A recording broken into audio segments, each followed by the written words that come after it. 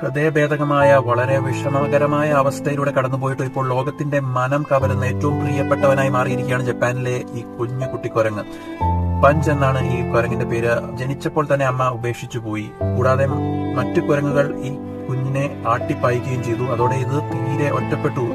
അതിന് വളരാനുള്ള ആ സാഹചര്യം ഉണ്ടായില്ല. അമ്മയെ പിടിച്ചു തൂങ്ങിയൊക്കെയാണ് മാംസപേശികൾക്കൊക്കെ ബലം വരുന്നത്. അതില്ലാതായപ്പോൾ ഈ സൂ അധികൃതർ ഈ കുഞ്ഞിന് കുരങ്ങിന്റെ അതേ സൈസുള്ള പാവയെ സമ്മാനിക്കുകയായിരുന്നു. അപ്പോൾ ഇത് അമ്മയെ പോലെ സങ്കല്പിച്ച് ആ കുഞ്ഞ് കുരങ്ങ് മാസങ്ങളോളം ഇതിനെ പിടിച്ച് ഇങ്ങനെ ജീവിതം മുന്നോട്ട് കൊണ്ടുപോയി.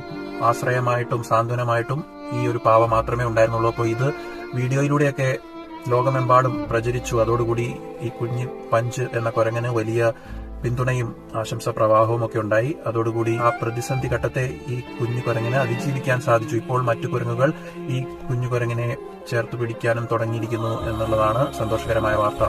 എന്തായാലും നമ്മുടെയൊക്കെ മനസ്സിനെ ശരിക്കും സ്പർശിച്ച വലിയ സന്ദേശം കൂടി നൽകുന്ന ഒരു കാഴ്ച തന്നെയാണ്.